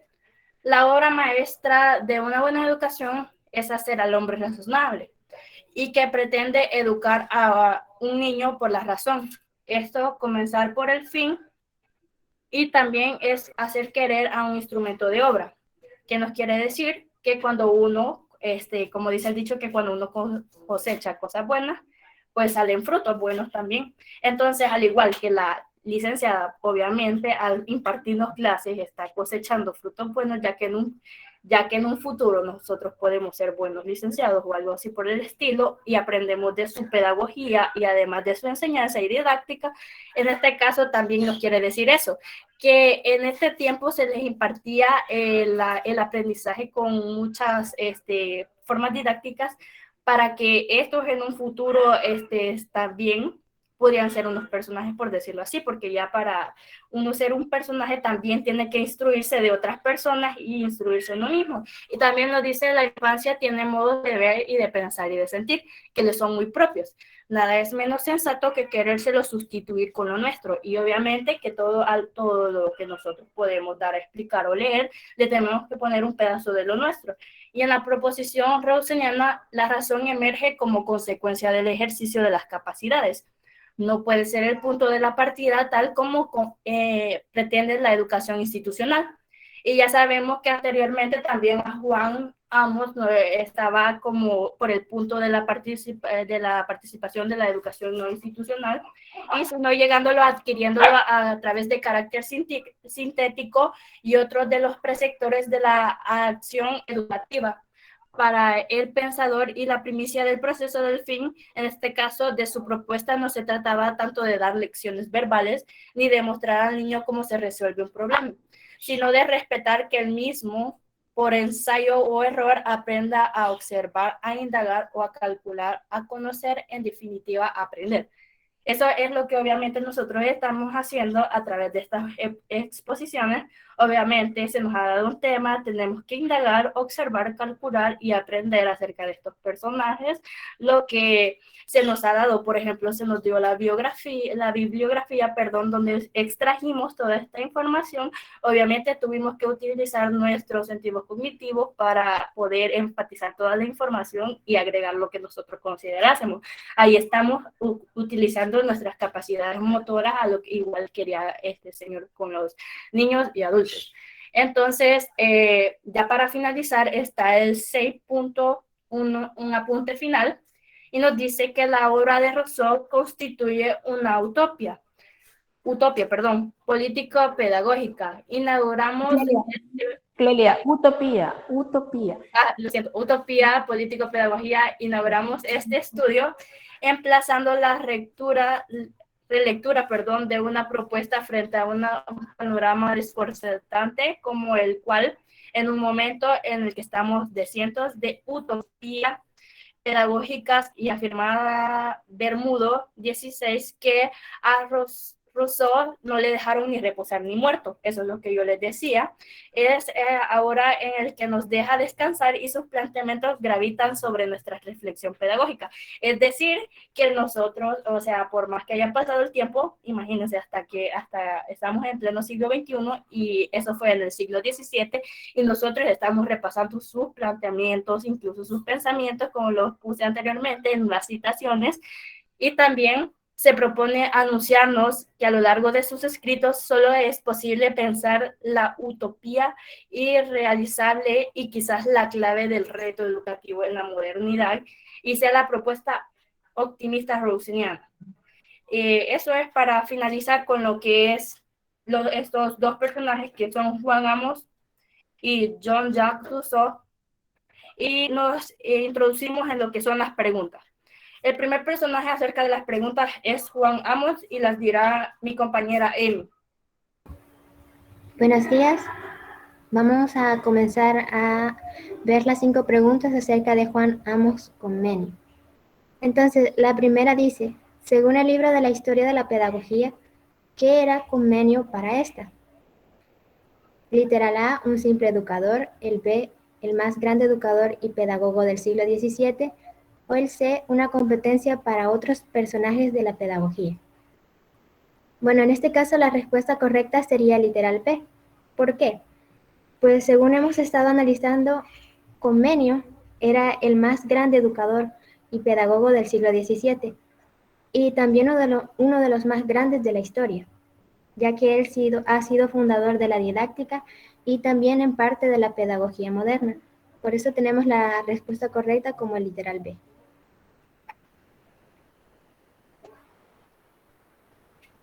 La pregunta número 2 dice, ¿por qué en un apartado se expresa que Comenius y su nombre figura a la altura de los Rousseau, de los Pezzaloni y los Froebel? Bueno, la respuesta correcta es el literal C. ¿Por qué decimos eso? Ya que Comenius, según la bibliografía que hemos estado analizando, ha sido el fundador de la didáctica y en parte de la pedagogía moderna. Pero además de eso menciona que ha sido un pensador, un místico, un reformador social, y ha tenido una personalidad extraordinaria. Debido a estos, podemos concluir que sí está a la altura de estos 3 grandes pensadores.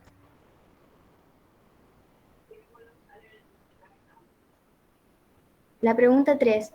En la formación y apostolado de Comenius, ¿cuál es la idea principal?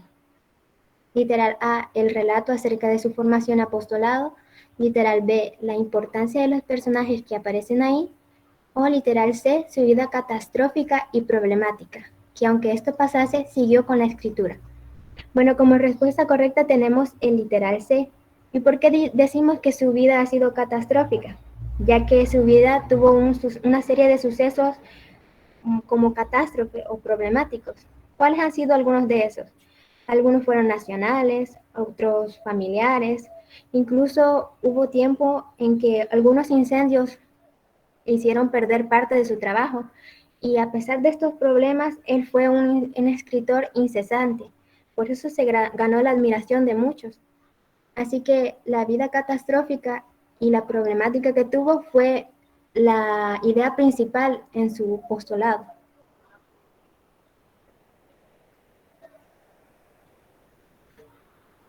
La pregunta 4 dice, en Convenio, el ideal pansófico, el fundamento de la pedagogía, es esencialmente, literal A, necesario, literal B, religioso, C, naturalista. La respuesta correcta es la B, religioso. ¿Por qué? Ya que Convenio, según analizamos, vino de una familia perteneciente a la comunidad religiosa evangélica, de los hermanos moravos. Entonces, la oración tendría sentido así. En Convenio, el ideal pansófico, el fundamento de la pedagogía es esencialmente religioso, ya que la religión era algo recurrente en él.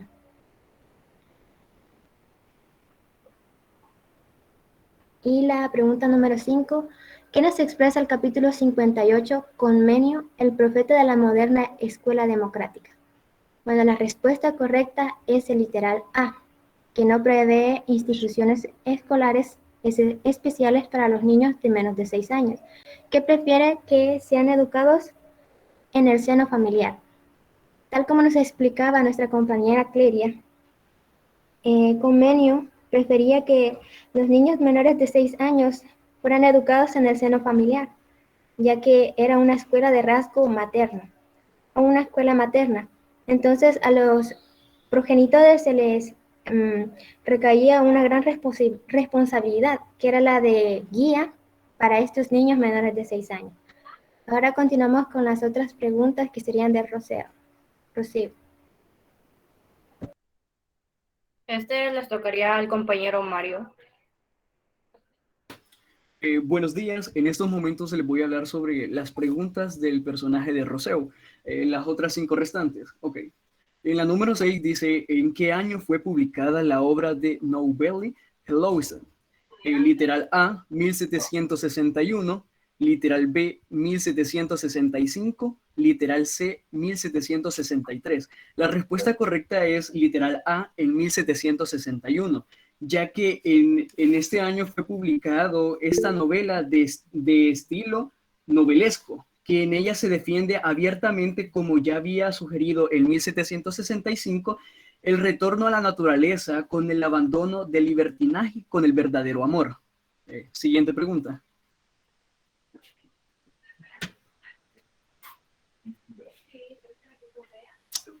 ¿Cómo se denomina a la razón del sujeto que gravita a un nuevo tipo de ciencia y pensamiento?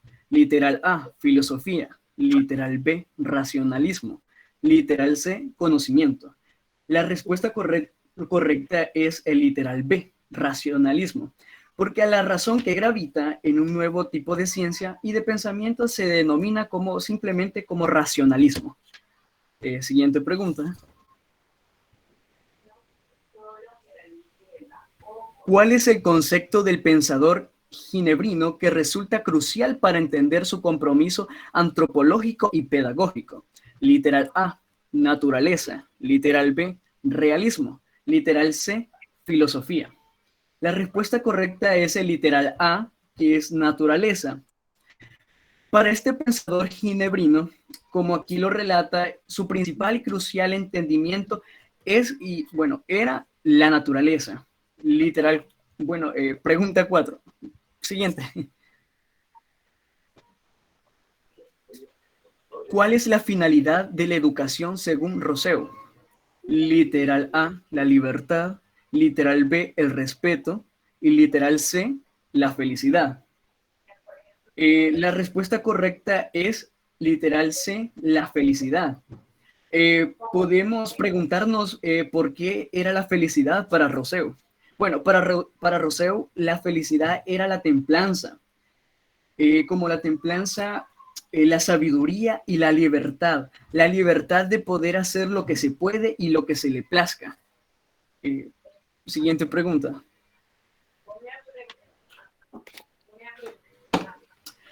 ¿Cuál es uno de los aspectos cardinales de la noción de la naturaleza rousseauiana?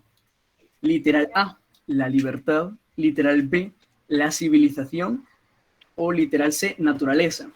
La respuesta es literal A, que es la libertad, Como bien mencionamos anteriormente, Rousseau era una persona de un alma bastante libre, era un hombre libre y salvaje, pues únicamente obedece a sus instintos y busca su goce. Para Rousseau la libertad era tener pasión por la búsqueda del placer y del conocimiento. Estas serían las preguntas por mi parte. Muchas gracias. Bueno, brevemente dejo este espacio para que los compañeros que no han participado puedan dar su opinión acerca del personaje que deseen o su aportación.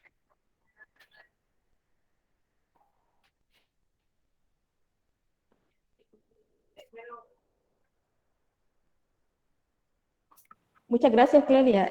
Los compañeros tienen que responder la siguiente pregunta, y es que para ellos, ¿cómo han comprendido los aportes de Juan Amos Comenio y de Rousseau? Pero antes de eso, me gustaría que en el primer bloque de preguntas, todo lo que se refiere en la premisa, en la pregunta, Comenius está con minúscula. Por favor, corrían, es mayúscula, porque no es cualquier cosa, es un nombre propio, Comenius, ¿verdad? Entonces, Licenciada, ahí yo tenía una duda. Fíjese que como lo extrajimos desde los dos libros que usted publicó, ¿verdad? Bueno, no fueron tres, porque estaba Rousseau y estaba Juan Amos, pero Juan Amos era un capítulo de cosas que él había escrito, y del otro libro sacamos las cosas de Juan Amos, ¿verdad? Entonces, encontramos que en un libro decía Comenio, con N, y en el otro solo decía Comenio. Entonces, no, quería... Clelia, perdone, solamente estoy haciendo la corrección de que debe comenzar con mayúscula, ya sea Comenius o Comenio, nada más eso. Ok, ¿sí? Vamos, entonces esperaría la respuesta de los compañeros que han participado, que no han participado del grupo. Sí, licenciada, quiero aportar algo. Sí, Iván. Vaya, bueno, ya para finalizar el resumen, bueno, lo que comprendí es que Juan Amos Comenio, ¿verdad? Así como es considerado el padre de la pedagogía, ¿verdad?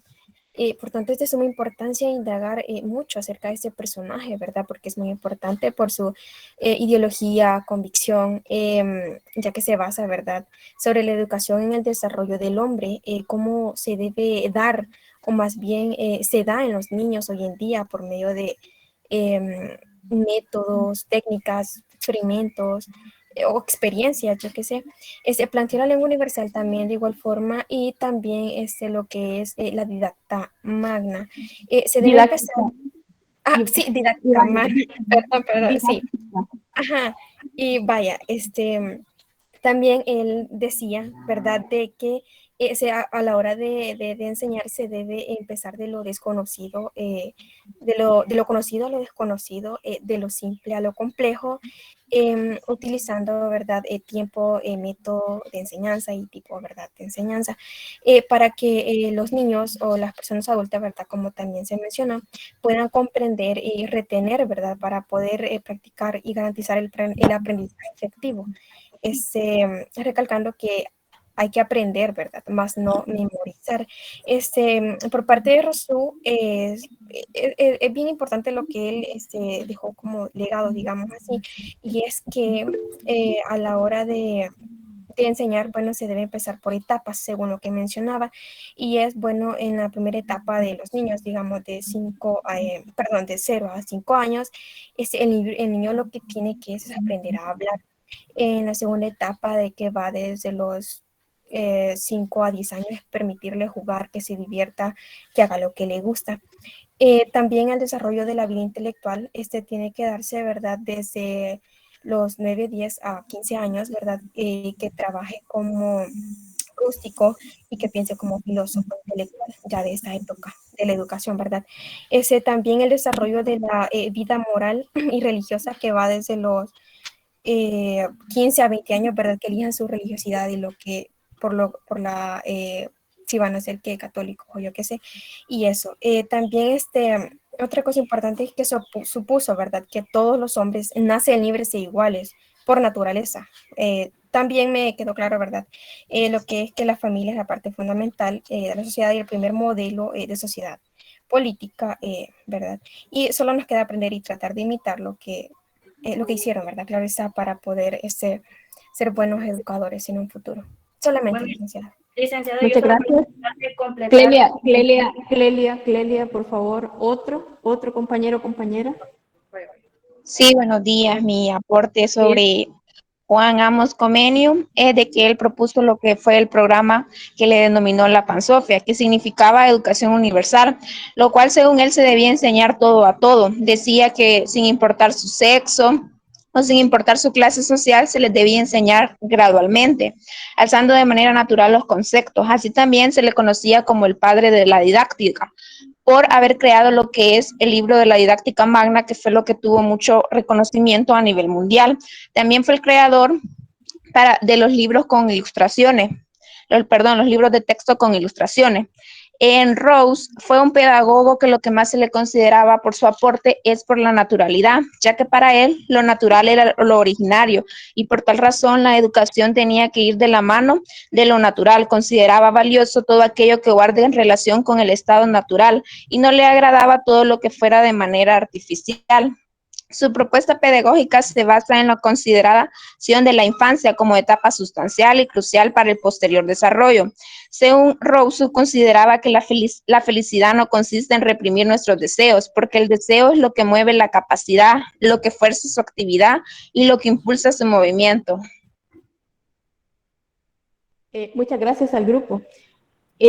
Varias cosas. Una de las cosas importantes de estos dos autores o pedagogos que ha presentado este grupo es que tiene un gran impacto en adelante en lo que es la parte de la didáctica, lo que es la parte de la pedagogía, y principalmente porque ellos empiezan a plantear sobre la importancia de la educación infantil, ¿verdad? Sobre qué, digamos, cosa debe de basarse, por ejemplo, cuando plantean la experiencia, el aprendizaje basado en la experiencia. Eso es otra cosa muy interesante porque están saliendo de un esquema tradicional educativo a un nuevo esquema. Entonces ustedes pueden preguntarse, ¿y cómo se educaban los niños y las niñas antes de este planteamiento de estos pedagogos? Es que las niñas y los niños eran vistos como adultos, los vestían como adultos, les daban de comer como adultos y los educaban como adultos, ¿verdad? Porque no existía una diferenciación en cómo llevar la formación educativa por el ciclo de vida.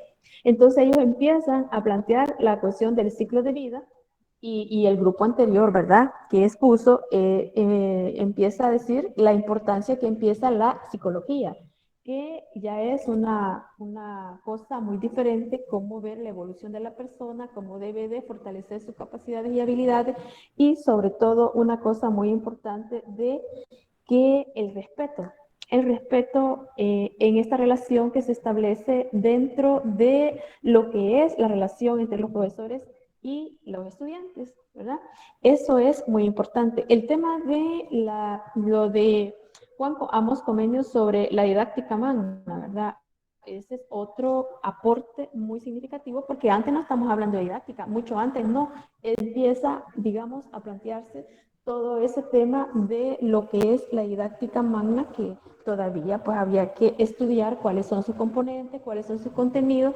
Bueno, el grupo no llegó hasta ahí, ¿verdad?, de haber planteado cuáles eran los componentes de esa didáctica magna o cuáles fueron digamos, su razón de ser por parte de lo que el autor plantea. Eso pues me parece que lo tomen en cuenta esa parte y que precisamente lo que seguíamos la pista era de que identificar precisamente aspectos más educativos, didácticos y digamos si el grupo ha hecho esa diferenciación de cómo es que se va profundizando en algunas categorías muy importantes que tienen que ver con el desarrollo de la persona. Y por supuesto que aquí todavía se sigue combinando la parte religiosa y la parte, digamos, educativa, más en función de la naturaleza, pero no se desprende de esa relación. Pero sí es un paso, o fue un paso muy importante, cómo es que va avanzando en todas esas categorías. Muy bien. Quiero hacer una observación al grupo y consiste en lo siguiente. Hay personas que están haciendo comentarios en el chat, ¿verdad?, que no tienen que ver con la clase, ¿verdad? No tienen que ver con la clase. estas personas que se dedican a hacer comentarios en el chat lo pueden hacer fuera de la clase. Primero porque les quiero recordar quien hace la convocatoria soy yo de la materia, ¿verdad? En ningún momento hemos dicho que los comentarios fuera de lo que estamos analizando o poniendo atención sobre eso tiene que ver con el tema. Si la próxima clase esto es recurrente, entonces vamos a hacer un descuento, ¿verdad? Cuando estas personas pasen, ya van a tener un descuento en su exposición. Si este grupo de personas ya participaron, le hacemos el descuento, y las que están por participar, le hacemos el descuento.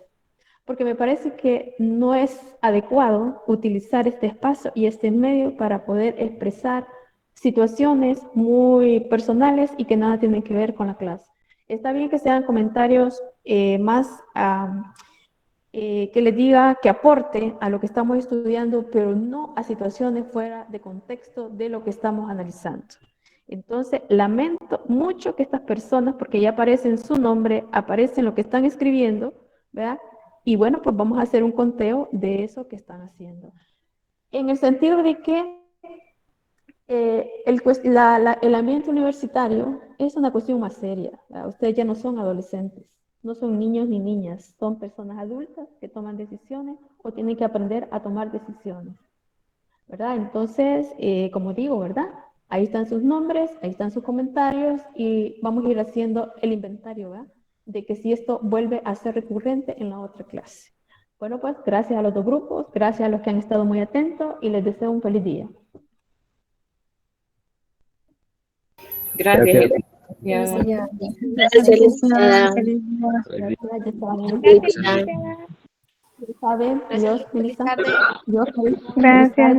Feliz tarde. Igualmente. Feliz tarde. Feliz tarde.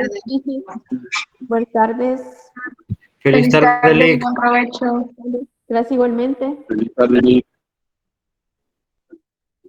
Adiós, Antonio.